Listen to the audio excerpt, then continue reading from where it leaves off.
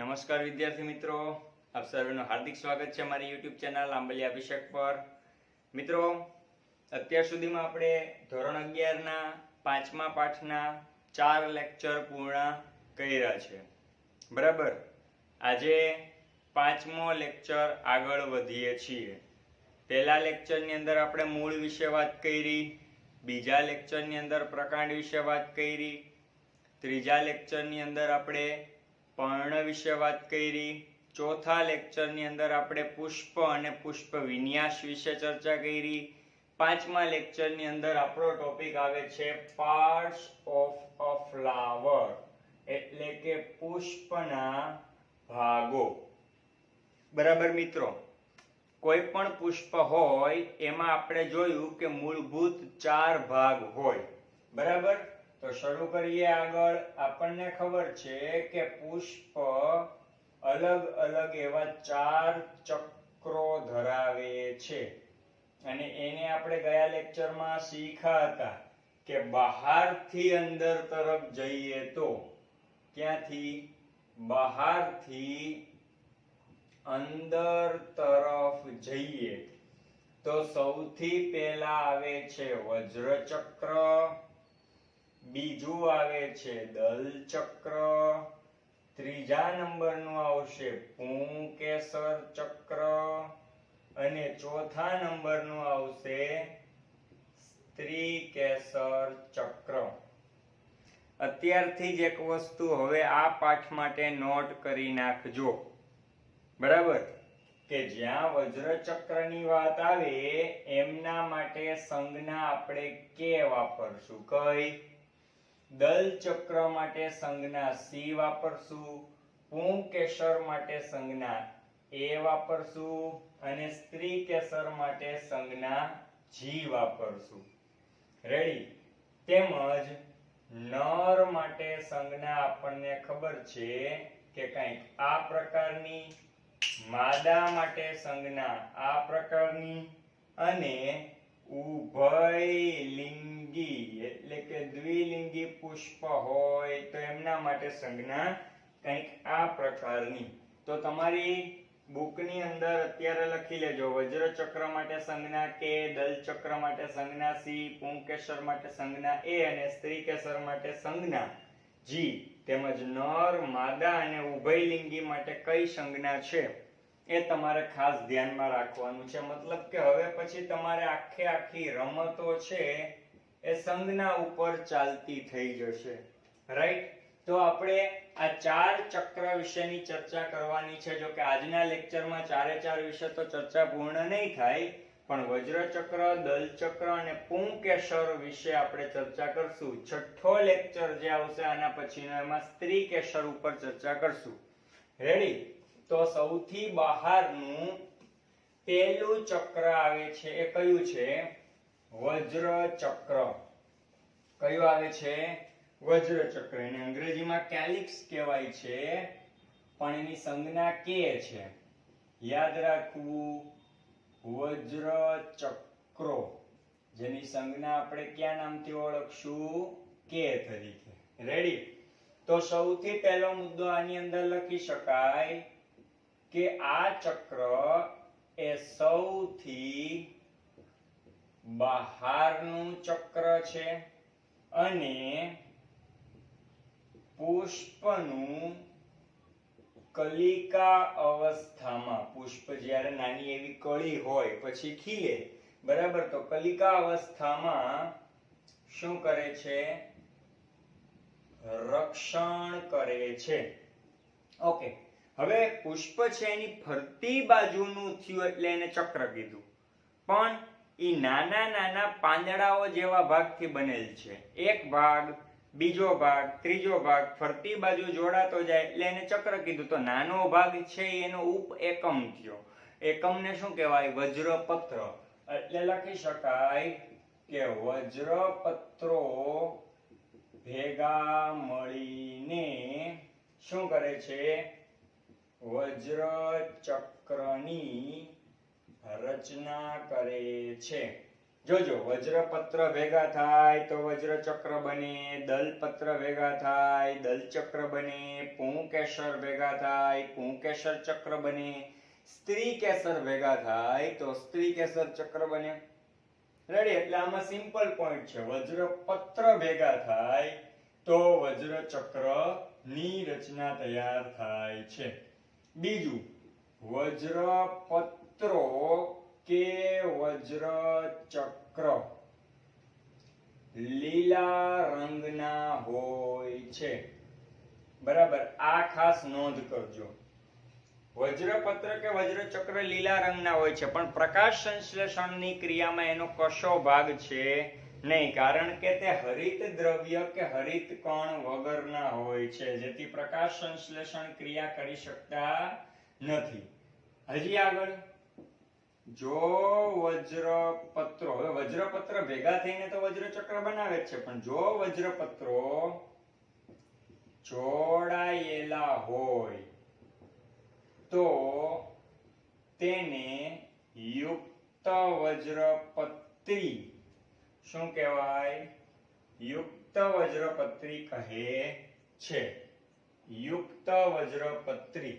તમે નવું એક્ઝામ્પલ છે, તમારી બુકમાં નથી, દાખલા તરીકે રાય અને મૂળો એનું પુષ્પ જોશો તો તેમની અંદર સૌથી બહારનું પહેલું ચક્ર એટલે વજ્રચક્ર, એના પત્ર છે એ જોડાયેલા હશે. એક પત્ર હોય, એની સાથે બીજું પત્ર જોડાયેલું હોય, એની સાથે ત્રીજું પત્ર જોડાયેલું હોય, ચોથું જોડાયેલું હોય, પાંચમું જોડાયેલું હોય, જેટલા પત્ર છે જોડાયેલા હોય તો એને કહેવાય યુક્ત વજ્રપત્રી. અને જો એક વજ્રપત્ર, એની સાથેથી બીજું, એની સાથેથી ત્રીજું છૂટાછવાયા હોય તો એને કહેવાય મુક્ત વજ્રપત્રી. એટલે આગળ લખીએ, જો વજ્રપત્રો જોડાયેલા ન હોય અને છૂટાછવાયા હોય તો તેને મુક્ત વજ્રપત્રી કહે છે. દાખલા તરીકે કપાસ, ધતુરો, રીંગણ એના પુષ્પો. રેડી?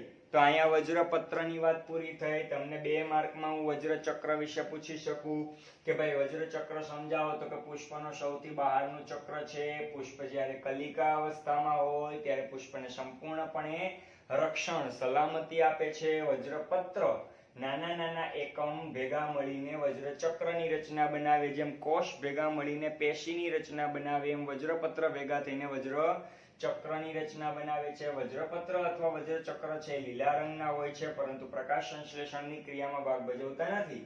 જો વજ્રપત્ર જોડાયેલા હોય તો ખાસ યાદ રાખજો, યુક્ત વજ્રપત્રી કહેવાય. જેમ કે રાય અને મૂળો. આ અને આ એક્ઝામ્પલ તમારી બુકમાં નથી એટલે લખજો, ખાસ લખજો. રેડી? પછી કહેતા નહીં સાહેબ તમે અમને કરાવ્યું નથી અથવા તમે અમને કીધું નથી અને ટેસ્ટમાં પૂછી દીધું XYZ. રાય અને મૂળાની વનસ્પતિના પુષ્પમાં જોશો તો એના વજ્રપત્ર જોડાયેલા હશે એટલે યુક્ત વજ્રપત્રી કહેવાય. જો વજ્રપત્ર જોડાયેલા ન હોય અને છૂટાછવાયા હોય તો તેને મુક્ત વજ્રપત્રી કહેવાય. મુક્ત એટલે છૂટાછવાયા. કપાસ, ધતુરો અને રીંગણ. ગેસિપિયસ એટલે કપાસનું વૈજ્ઞાનિક નામ. દતુરા ફેસ્ટુઓસા એટલે ધતુરાનું વૈજ્ઞાનિક નામ. સેલોનમ, સોલેનમ, મેલોન્જેલા એટલે રીંગણનું વૈજ્ઞાનિક નામ. બરાબર? તો આ વાત થઈ છે વજ્રચક્રની.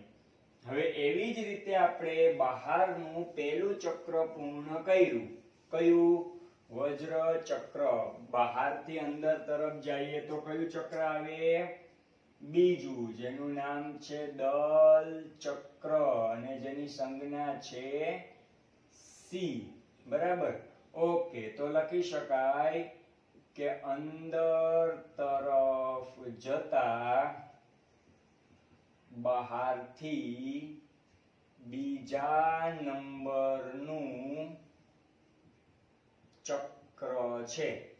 હવે વજ્ર ચક્રનું કામ શું હતું? તો કે પુષ્પનું કલિકા અવસ્થામાં રક્ષણ કરવું. તો દલ ચક્રનું કંઈક કાર્ય હશે. વજ્ર ચક્ર લીલા રંગના હતા, તો આની અંદર લખી શકાય વજ્ર પત્ર ભેગા મળીને વજ્ર ચક્ર બનાવતા, તો આમાં લખી શકાય દલ પત્રો ભેગા મળીને દલ ચક્રની રચના કરે છે. આટલું લખ્યા પછી તો કે દલ પત્રો અથવા દલ ચક્રો એ રંગબેરંગી અને સુગંધિત હોય છે. હવે હું જે મુદ્દો લખું છું એની પાછળનું એક મુખ્ય મોસ્ટ આઈએમપી ટોપિક તમારી બુકમાં નથી.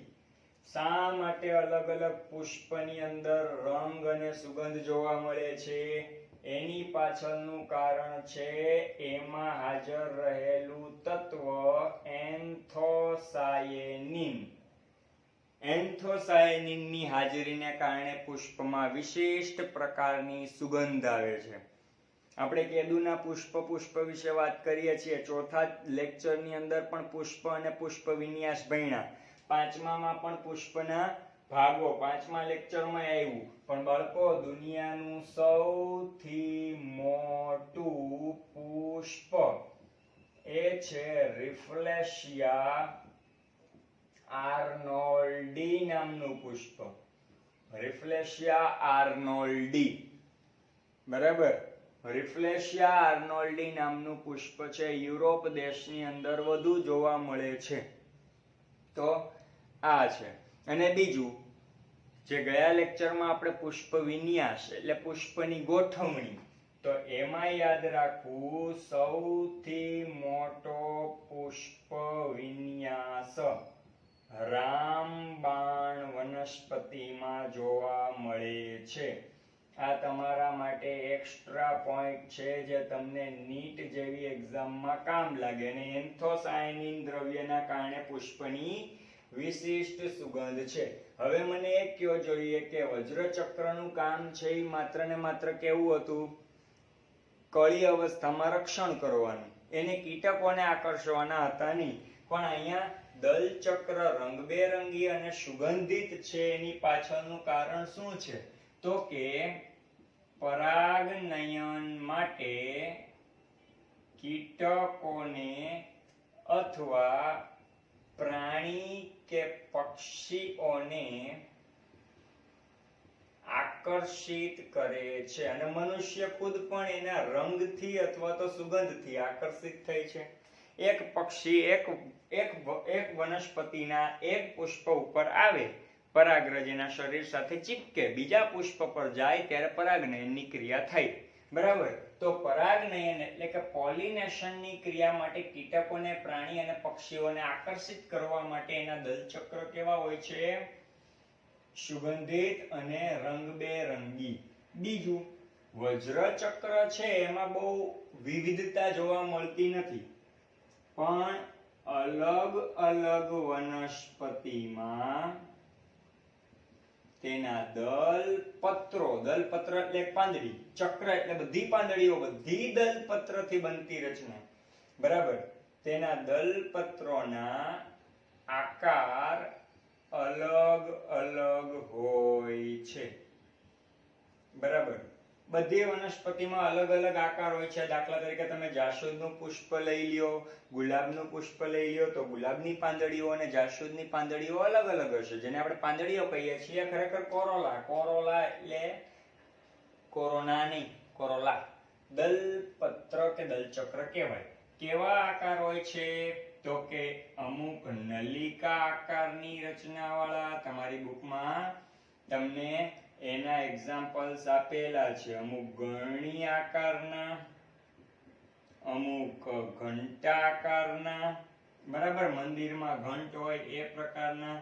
તો અમુક ચક્ર આકાર ધરાવે છે. બરાબર. હજી આગળ જો વજ્રપત્ર જોડાયેલા હોય તો યુક્ત વજ્રપત્રી, છૂટા છવાયા હોય તો મુક્ત વજ્રપત્રી. એમ દલપત્રો જોડાયેલા હોય તો યુક્ત દલપત્રી અથવા યુક્ત દલ્લા, અને જો દલપત્રો છૂટા છવાયા હોય તો એકબીજાથી મુક્ત હોય, છૂટા છવાયા એટલે મુક્ત, તો એને કહેવાય મુક્ત દલપત્રી અથવા મુક્ત દલ્લા. ખ્યાલ આવ્યો? દલપત્ર કેવા છે એના ઉપર આધાર રાખે છે. દલપત્ર જો જોડાયેલા તો યુક્ત દલ્લા અથવા યુક્ત દલપત્રી, દલપત્ર છૂટા છવાયા હોય તો એકબીજાથી મુક્ત છે એટલે મુક્ત દલપત્રી અથવા મુક્ત દલ્લા. તો 2 માર્કમાં દલચક્ર પણ પૂછાઈ શકે એમ છે. આ મુદ્દાઓને ખાસ ધ્યાનમાં રાખવા, વધારાના 2-3 મુદ્દાઓ છે એને પણ નોંધ કરવા. એન્થોસાયનિન નામનું તત્વ એ પણ ધ્યાનમાં રાખવું.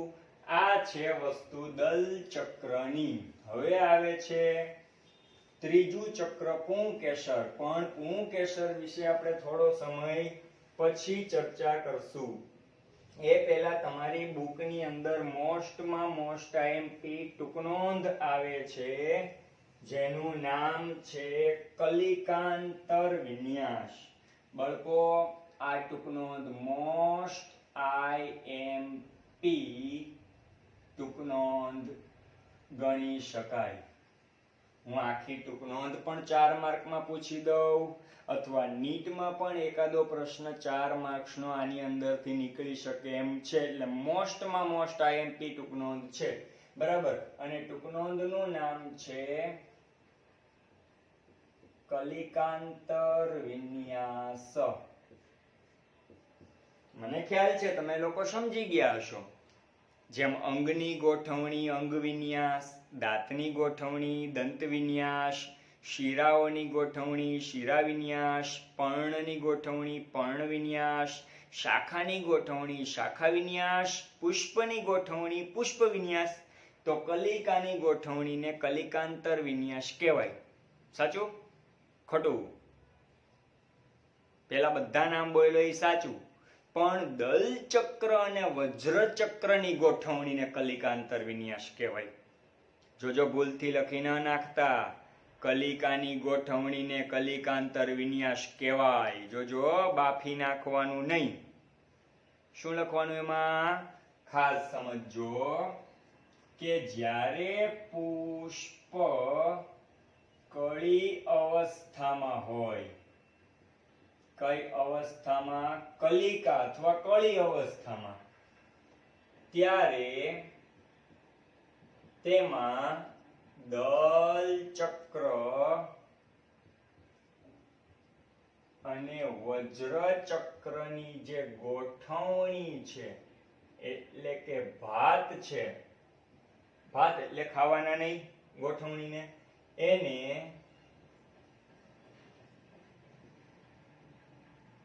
કલિકાંતર વિન્યાસ કહે છે.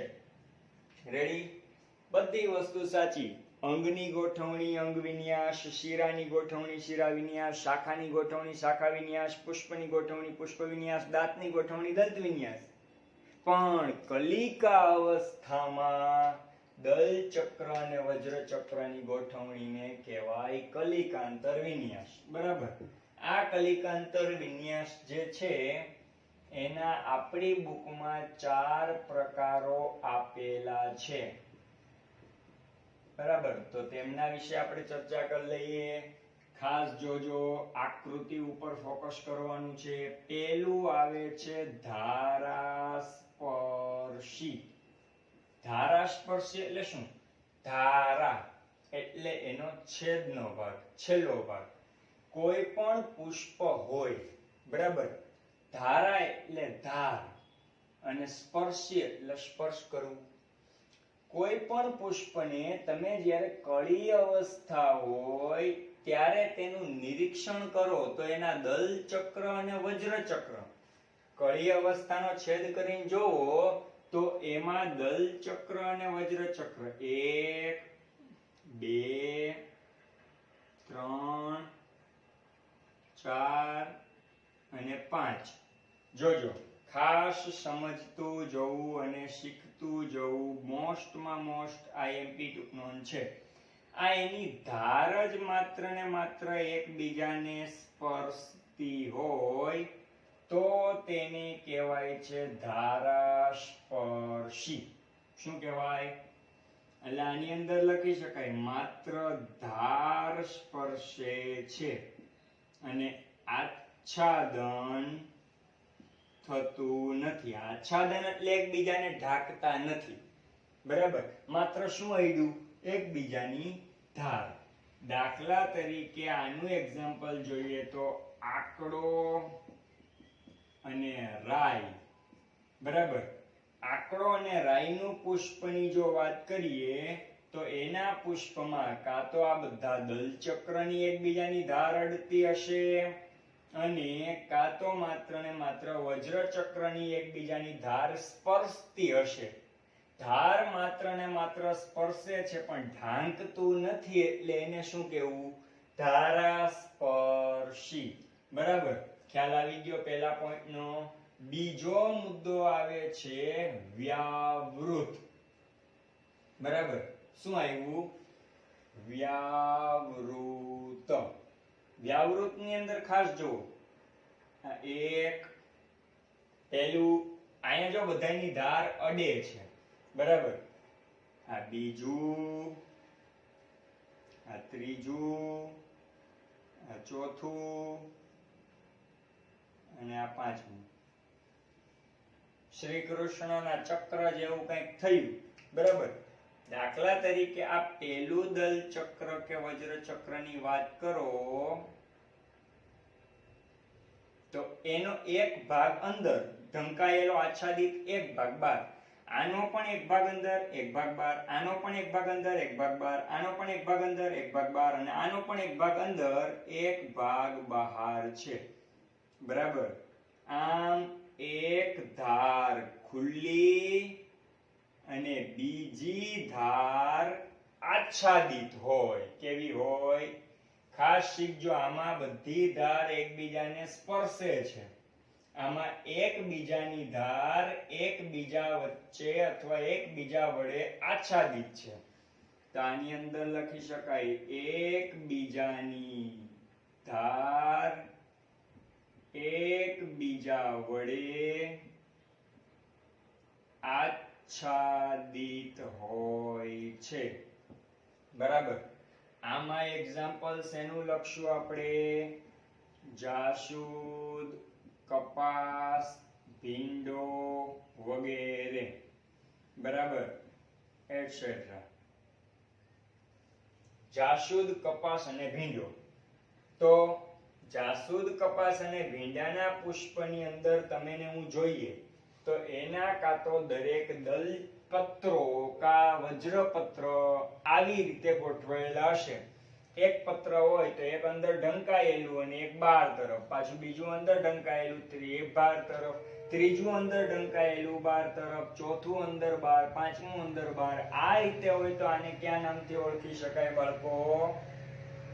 વ્યાવૃત. કેટલા પ્રકાર જોયા? 3 પ્રકાર જોયા. બરાબર?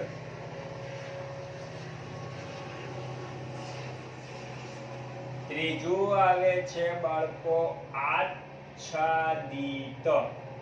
જોજો અહીંયા ખાસ ધ્યાન આપજો. વ્યાવૃતની અંદર એકબીજાની ધાર એકબીજા વડે આચ્છાદિત હોય છે.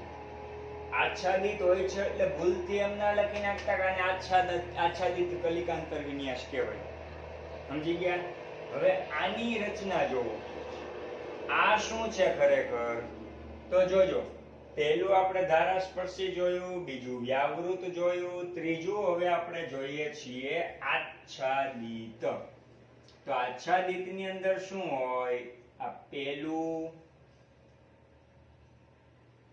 આ બીજું, આ ત્રીજું, આ ચોથું આ પાંચમું. જો ખાસ એટલે ખાસ આના ઉપર ફોકસ કરવાનું છે તમારે. આચ્છાદિત છે એમાં આડાવડું ન થાય એનું ખાસ ધ્યાન આપજો. રેડી? ઓકે. જો આમાં એકબીજાની ધાર સ્પર્શેલી છે એટલે ધારાસ્પર્શી. આમાં એક ભાગ અંદર તરફ અને એક ભાગ બહાર તરફ. એક અંદર એક બહાર, બીજાનો પણ એક અંદર એક બહાર, ત્રીજાનો પણ એક અંદર એક બહાર, ચોથાનો એક અંદર એક બહાર, પાંચમાનો એક અંદર અને એક બહાર. એકબીજાની ધાર એકબીજા વડે આચ્છાદિત છે બધામાં. એમાં એક્ઝામ્પલ જાસૂદ, કપાસ, ભીંડો. પણ આમાં તમે જોવો તો તમે કઈ નક્કી જ નથી કરી શકતા કે શું છે ભાઈ, શું છે. ધ્યાન આપવાનું. જોવો પેલું દાખલા તરીકે દલપત્ર કે વજ્રપત્રની ગણતરી કરીએ તો પેલું જોવો બેય બાજુથી અંદર ઢંકાયેલું છે. બીજાની વાત કરીએ તો એક ઉપર અને એક ઢંકાયેલું. ત્રીજાની વાત કરીએ તો એની બંને ધાર બહાર તરફ. ચોથાની વાત કરીએ તો એક ધાર અંદર આચ્છાદિત થયેલી, એક ધાર બહાર. અને પાંચમાની ચર્ચા કરીએ તો એની પણ એક ધાર અંદર અને એક ભાગ બહાર તરફ છે. એટલે કોઈ ચોક્કસ ધરીએથી આચ્છાદિત ન હોય તેને આચ્છાદિત કલિકાંતર વિન્યાસ કહે છે. જોજો આમાં બધી ધરીઓમાં એક જ સરખું છે. બરાબર? આમાં આચ્છાદિત હોય ખરી પણ કોઈ ચોક્કસ ધરીએથી અથવા કોઈ ચોક્કસ દિશાએથી ન હોય. બરાબર?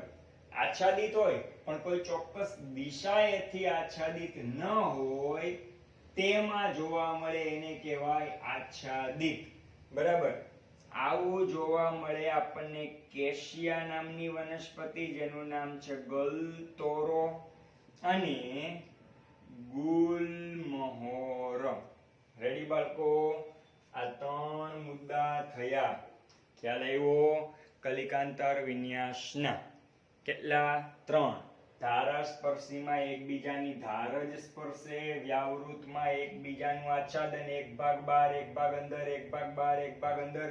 આચ્છાદિતમાં તમે જોઈ શકો છો શું છે તો કે આચ્છાદન થાય છે. જો અહીંયા એક અંદર છે, અહીંયા એક અંદર છે, અહીંયા એક અંદર છે, અહીંયા બે બહાર છે. ત્રણમાં એક સાવ અંદર છે, આખે આખું દલપત્ર કે વજ્રપત્ર, એક સૌથી બહાર છે. આચ્છાદન હોય પણ કોઈ ધરીએથી ચોક્કસ દિશામાં ન હોય તો એને કહેવાય આચ્છાદિત કલિકાંતર વિન્યાસ. બરાબર? ત્યારબાદ આવે છે પતંગિયા આકારનો કલિકાંતર વિન્યાસ. કેટલામો પ્રકાર? પતંગિયા આકારનો. પતંગિયા આકારનો કલિકાંતર વિન્યાસ જે ધરાવે છે એમાં ફાઇનલ છે કે 5 જ એકમો હોય. જો દલપત્રની વાત કરો તો 5 દલપત્ર ભેગા મળીને એક ચક્ર બનાવે, 5 દલપત્ર ભેગા મળીને એક દલ ચક્ર. અથવા વજ્રપત્રની વાત કરો તો 5 વજ્રપત્ર ભેગા મળીને વજ્રચક્ર બનાવે. પણ આમાં શું હોય? એક સૌથી મોટું હોય. એને કયા નામથી ઓળખાય? ધ્વજક. બરાબર? ધ્વજક છે એને કોને આચ્છાદન આપ્યું? આચ્છાદન એટલે ઢાંકવું. વચ્ચેનો ભાગ છે એમાં બે દલપત્ર કે વજ્રપત્ર હોય. બરાબર? ધ્વજક. પછી આને કહેવાય પક્ષક. પાર્શ્વીય ભાગ. પાર્શ્વીય એટલે કેવા? બંને ભાગે. બરાબર? અને પક્ષક છે એ પાછા કોને ઢાંકે ખબર છે? બે નવતલને. શું? નવતલ. કેને ઢાંકે?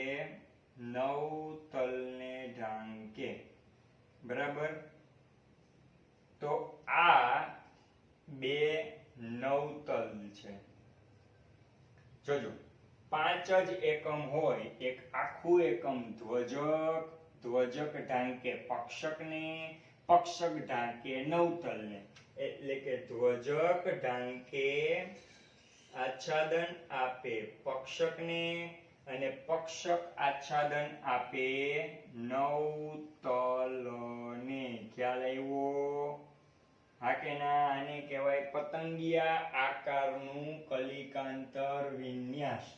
આવું જોવા મળે છે વાલ અને વટાણામાં. આમાં લખવું એટલે લખી શકાય ધ્વજક પક્ષકને આચ્છાદિત કરે, આચ્છાદન આપે અથવા ઢાંકે, અને પક્ષકો નવતલને આચ્છાદન કરે તેને પતંગિયાકાર કલિકાંતર વિન્યાસ કહેવાય. બરાબર? આ મુદ્દાને ખાસ ધ્યાનમાં રાખવા બધાને. અત્યારે એવું હોય તો હું સાઈડ પર જતો રહું છું, સ્ક્રીનશોટ લઈ લેવો. તમારી બુકમાં અમુક એક્ઝામ્પલ્સ નથી અને અમુક છે જે હોય તે, આને હું સાઈડમાં વહી જાઉં, પછી આને સ્ક્રીનશોટ લઈ તમારો ફ્રી ટાઈમે ડ્રો કરી લેવો. પણ જે દી લેક્ચર જોવો તે દી બધું કામ ક્લિયર કરતું જાવું, કાયમીનું કાયમી કામ કરવું. ખ્યાલ આવી ગયો? ચાલો સ્ક્રીનશોટ લઈ લ્યો. માત્ર ને માત્ર 30 સેકન્ડનો સમય આપું છું.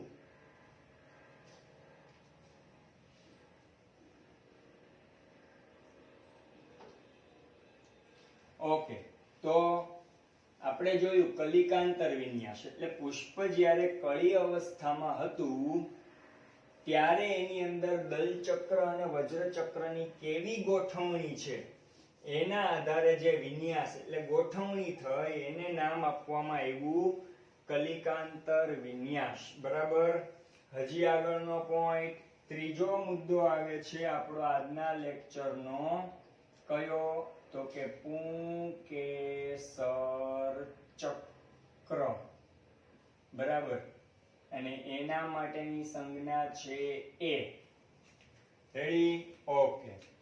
તો સૌથી પહેલો મુદ્દો તો આપણે એ લખશું કે સૌથી બહારથી અંદર તરફ જતા કેટલામું સ્તરનું ચક્ર છે?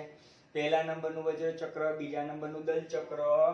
તો લખી શકાય બહારથી અંદર તરફ જતા ત્રીજા નંબરનું ચક્ર છે. બરાબર?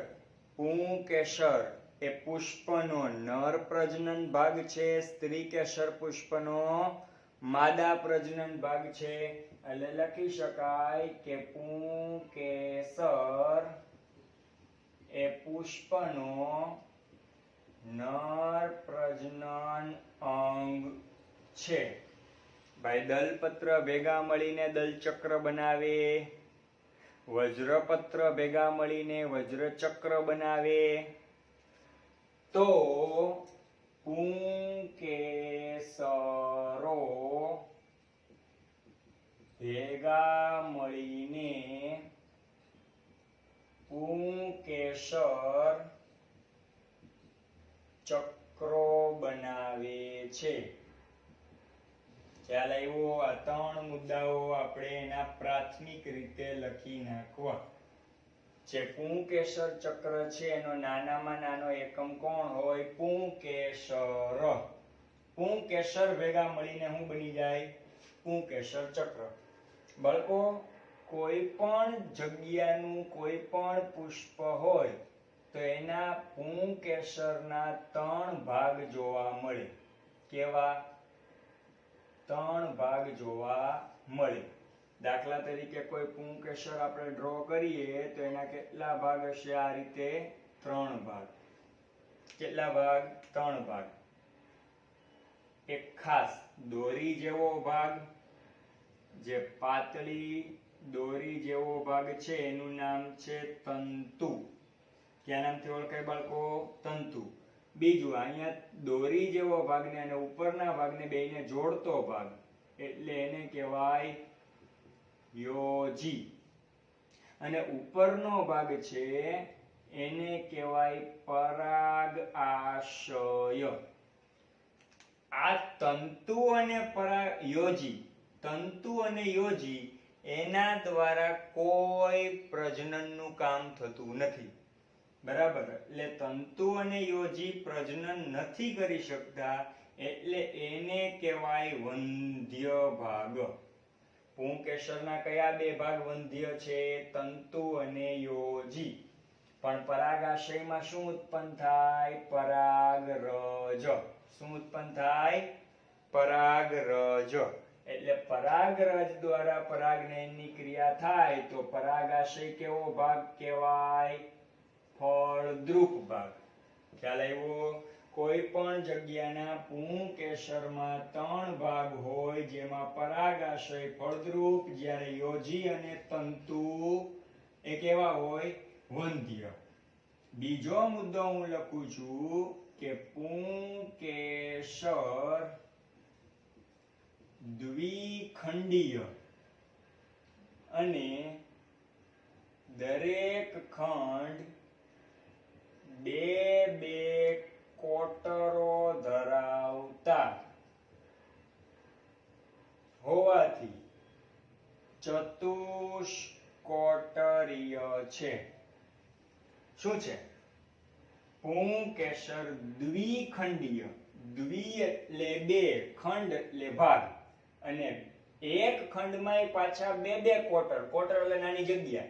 એક ખંડમાં 2 કોટર, બીજા ખંડમાં 2 કોટર, તો કેટલા કોટર થયા?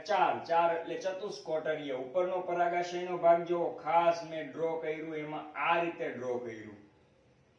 બરાબર. તો આ કોટર કેટલા થયા? ખંડ કેટલા થયા? આ પહેલો ખંડ પરાગાશયનો, આ બીજો ખંડ. એટલે શું આવ્યું કે પુંકેસર દ્વિખંડી છે. બરાબર. પુંકેસર પણ એમાં કયો ભાગ? પરાગ આશય વાળો ભાગ દ્વિખંડી છે. એટલે ખંડ 2 થયા તો શબ્દ આવ્યો દ્વિખંડી. હવે બીજું કે એમાં એક ખંડમાં 2 કોટર, બીજા ખંડમાં પણ 2 કોટર. આ પહેલું ખંડ એની આસપાસ અંદર તરફ જોઈએ એનો છેદ કરીને તો 2 કોટર છે અંદર, અને બીજો ખંડ છે એમાં પણ 2 કોટર. એટલે બહારથી જોતા આપણને લાગે છે ખંડ કેટલા? 2, પણ અંદરથી કોટર કેટલા? 4. બહારથી દ્વિખંડી, અંદરથી ચતુષ્કોટરીય રચના ધરાવે છે. બરાબર. શું છે? ચતુષ્કોટરીય રચના. અને કોટરમાં કોથળી હોય છે, એક નાની એવી બેગ જેવી રચના. માની લો કે આ કોટર છે એને હું અલગ કરીને ઝૂમ કરીને અહીંયા દર્શાવું તો આ છે એ કોટર. ઈ કોટરની અંદર ઝીણી અતિ સૂક્ષ્મ મોસ્ટ આઈએમપી ટોપિક હું બોલું છું, ધ્યાન આપજો. 25 થી 50 માઇક્રોમીટરનો વ્યાસ ધરાવતી પરાગરજ. શું આવી 25 થી 50 માઇક્રોમીટરનો વ્યાસ ધરાવતી પરાગરજ બને અને ઈ કોથળી કહેવાય. એટલે ઈ જ કોટરનું નામ આપ્યું પરાગ કોથળી. પરાગ બની જાય ત્યારે એને કહેવાય પરાગ કોથળી. એટલે કહી શકાય કે પરાગરજ અંદર શું છે બાળકો? પરાગરજ. બરાબર. તો પરાગરજ પરાગ કોથળીમાં ઉદ્ભવે છે. બરાબર. તો સૌથી પહેલો મુદ્દો યાદ રાખજો, બહારથી અંદર તરફ જતા ત્રીજા નંબરનું ચક્ર સંજ્ઞા એ. પુંકેસર પુષ્પનો નર પ્રજનન અંગ છે. પુંકેસર ભેગા મળી પુંકેસર ચક્ર બનાવે. બહારથી જોતા 2 ખંડનું એટલે દ્વિખંડી, અંદરથી જોતા 4 કોટર ધરાવતું એટલે ચતુષ્કોટરીય રચના. ઈ એક કોટરમાં 1 કોથળી, 4 કોટરમાં 4 કોથળી, અને પરાગરજ એની અંદર ઉદ્ભવે. એટલે પરાગરજ પરાગ કોથળીમાં ઉદ્ભવે છે. અને પરાગરજ છે એ 25 થી 50 માઇક્રોમીટર ધરાવે છે. બાળકો, બીજી વસ્તુ આપણે પહેલા પાઠમાં ભણ્યા કે દુનિયામાં ઘણા બધા એવા લોકો છે જે પ્રજનન કરી શકે છે, પણ પોતાના જેવું બાળક પેદા કરી નથી શકતા. પતિ પત્ની બંને હોય, કાં તો પતિમાં નુકસાન ખામી હોય, કાં તો પત્નીમાં ખામી હોય, અથવા બંનેમાં ખામી હોય, તો એને આપણે વંધ્ય યુગલ કહીએ. પ્રાણી હોય તો વંધ્ય પ્રાણી કહીએ. એમ પરાગ રજ જો પુંકેસરમાં ન ઉત્પન્ન થાય, જે પુંકેસર પરાગરજ ઉત્પન્ન કરી ન શકે તેને વંધ્ય પુંકેસર કહે છે. શું? જે પુંકેસર પરાગરજ ઉત્પન્ન ન કરી શકે તેને વંધ્ય પુંકેસર કહેવાય. એવા પુંકેસર કેળાના પુષ્પમાં જોવા મળે. મોસ્ટ આઈએમપી એમસીક્યુ છે, લખી લેજો. બરાબર? જે પુંકેસર પરાગરજ ઉત્પન્ન ન કરી શકે તેને વંધ્ય પુંકેસર કહેવાય. તેવા જોવા મળે છે કેળામાં. હજી હું તમને આની અંદર એક્સ્ટ્રા ડિટેલ ઘણી બધી કહીશ, એટલે ખાસ વિડીયોને આપણા અંત સુધી જોતા રહેજો. બરાબર? આપણે 3 ભાગ આજે શીખવાના છે. પહેલો ભાગ આપણે વજ્રચક્ર જોઈ ચૂક્યા, બીજો ભાગ દલચક્ર જોઈ ચૂક્યા, હવે ત્રીજો ભાગ આવે છે પુંકેસર. પુંકેસરમાં ઘણું બધું જોયું કે જે પુંકેસર પરાગરજ ઉત્પન્ન નથી કરી શકતા એને આપણે વંધ્ય પુંકેસર કહીએ છીએ. એવી જ રીતે જો પુંકેસર દલપત્ર સાથે જોડાયેલ હોય તો તેને દલ લગ્ન કહે છે. ખાસ ધ્યાન આપજો. પહેલા નંબરનું ચક્ર કયું હતું? વજ્રચક્ર. બીજા નંબરનું કયું આવ્યું? દલચક્ર. ત્રીજા નંબરનું કયું આવ્યું? પુંકેસર ચક્ર. ઘણી વખત આ પુંકેસર છે ને આ રીતે જોડાયેલ હોય. બરાબર? જોડાયેલ હોય, જોડાવું એટલે એને કહેવાય લગ્ન. કોની હારે? દલ. એટલે દલપત્ર લગ્ન નથી કરતું પુંકેસર, પણ જોડાયેલ છે એટલે એને કહેવાય દલ લગ્ન. એક્ઝામ્પલ તરીકે જોઈએ તો ધતુરો, રીંગણ અને તમાકુ. આના પુષ્પની અંદર જો તમે જોશો તો એના પુષ્પ કેવા હશે? તો કે એના પુંકેસર દલપત્ર હારે જોડાયેલ હશે. એટલે દલપત્ર કેટલા નંબરનું ચક્ર? બીજા. પુંકેસર કેટલા નંબરનું ચક્ર? ત્રીજા. બીજું અને ત્રીજું ચક્ર કેવું હશે? જોડાયેલું. ખ્યાલ આવ્યો? ઓકે. થોડાક નામ લખી નાખીએ. વૈજ્ઞાનિક ધતુરાનું વૈજ્ઞાનિક નામ છે દતુરા ફેસ્ટુઓસા. બરાબર? રીંગણનું વૈજ્ઞાનિક નામ છે સોલેનમ મેલોન્જેલા. અને તમાકુનું વૈજ્ઞાનિક નામ છે નિકોટિઆના ટાબેકમ. આવા નામ તમારે ક્યાંક ને ક્યાંક પૂછાઈ જવાની શક્યતા. અને માની લો કે ન પૂછાય તો બીજા બાયોલોજી વાળા સ્ટુડન્ટને કહી શકો, ભાઈ મને વૈજ્ઞાનિક નામ આના આવડે છે, તને આવડે છે? ઓલો કે નહીં, તો શાંતિ રાખ. બરાબર? તું તારી ઘરની આંખમાં આનું સાચું નામ આ થાય એને તમે કહી શકો. તો પહેલા આપણે શું જોયું? એક વંધ્ય પુંકેસર વિશેની ચર્ચા કરી, જે જોવા મળે કેમાં?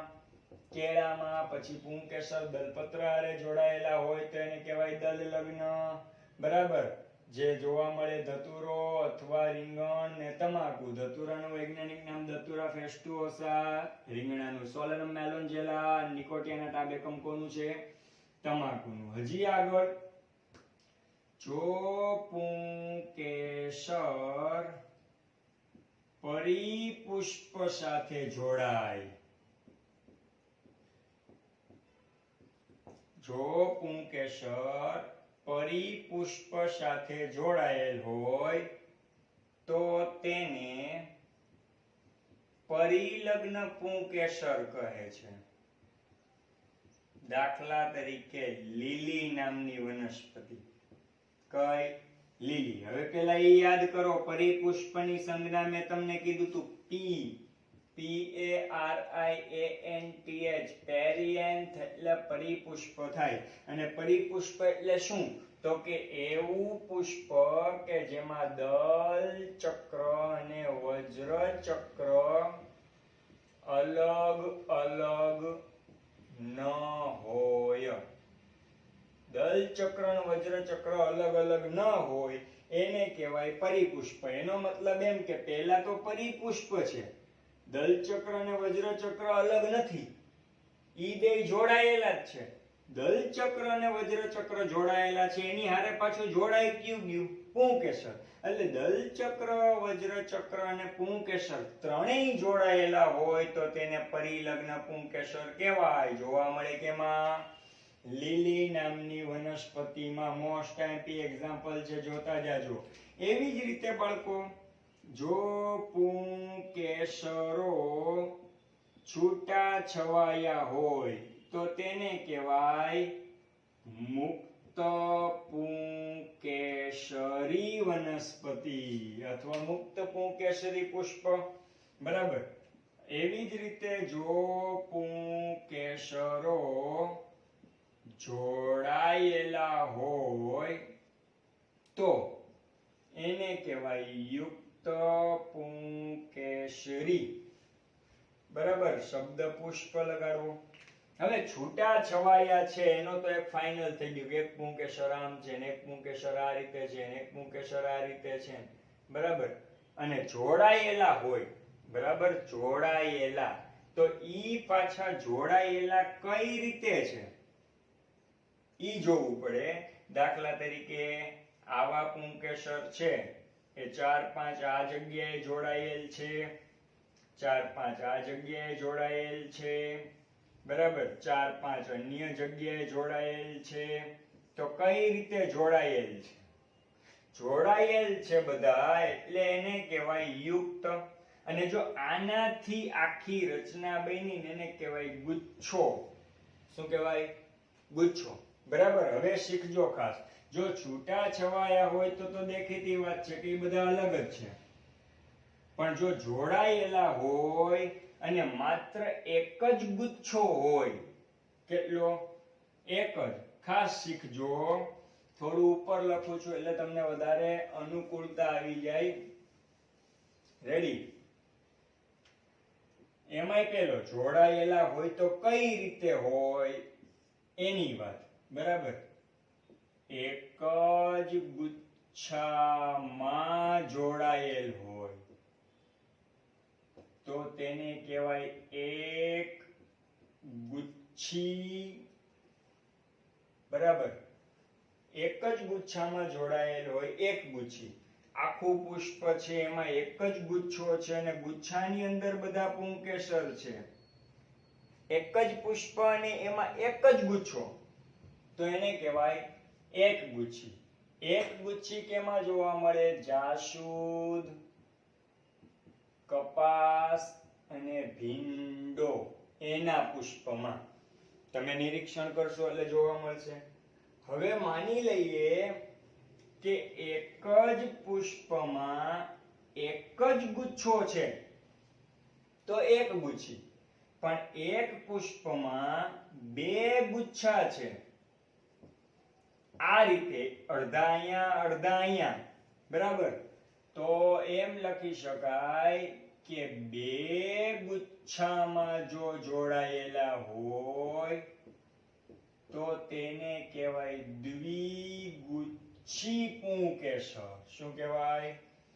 દ્વિગુચ્છી પુંકેસર. એ જોવા મળે વાલ અને વટાણામાં, એના પુષ્પમાં.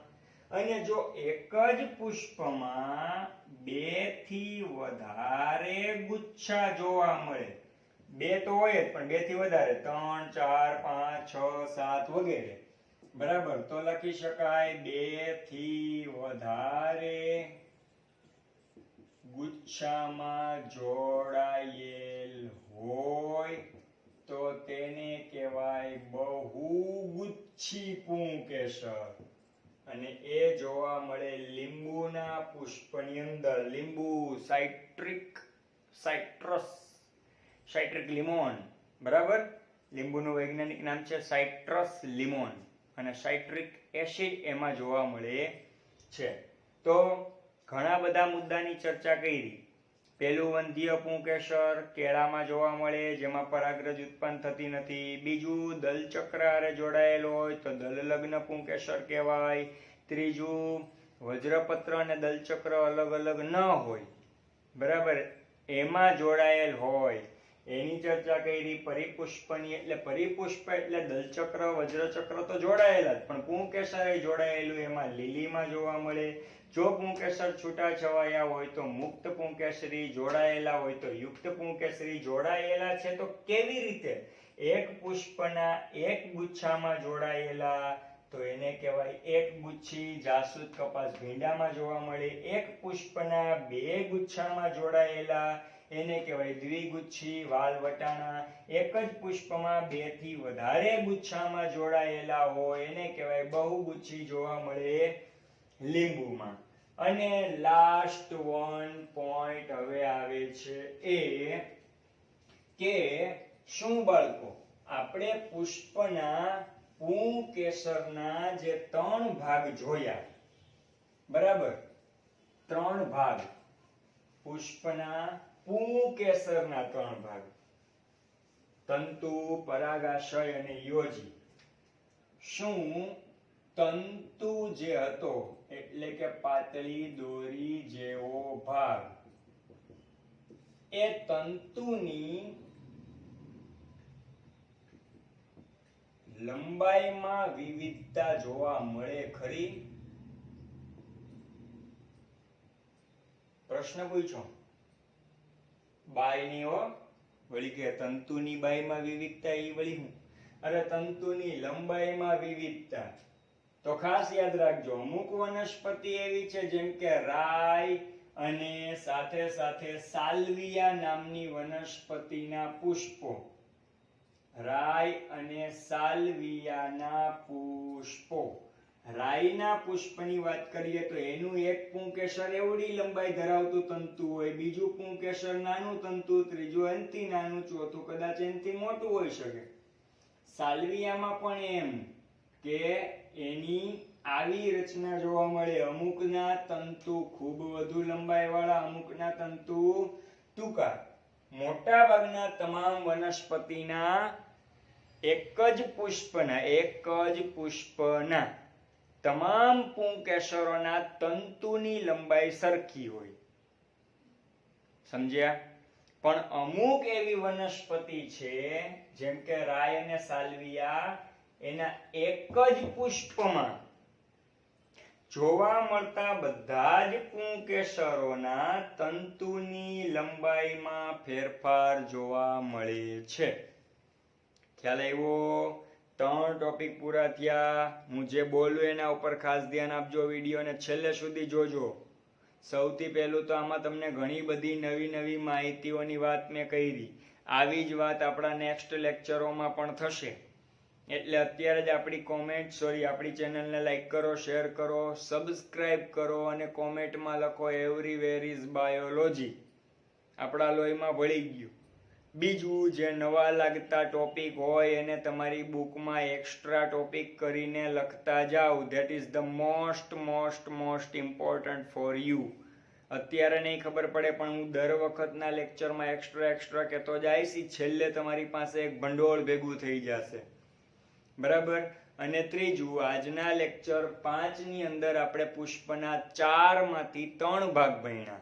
વજ્રચક્ર જેની સંજ્ઞા કે, દલચક્ર જેની સંજ્ઞા સી, પુંકેસર જેની સંજ્ઞા એ, સાથે સાથે કલિકાંતર વિન્યાસ એટલે કલી અવસ્થાની અંદર દલચક્ર અને વજ્રચક્રની કેવી ગોઠવણી છે. હવે આપણો 6થો લેક્ચર આવશે, એની અંદર આવશે જી તરીકે સંજ્ઞા ઓળખાય એ સ્ત્રી કેસર અને એની અંદર જોવા મળતી જરાયુ વિન્યાસની રચના એટલે જરાયુની ગોઠવણી, બરાબર. એ શીખશું આપણે નેક્સ્ટ લેક્ચરમાં. તો આપણી ચેનલને સીધી લાઈક કરો, શેર કરો અને સબસ્ક્રાઇબ કરો, કોમેન્ટ કરો. Everywhere is biology. જય હિન્દ, જય ભારત.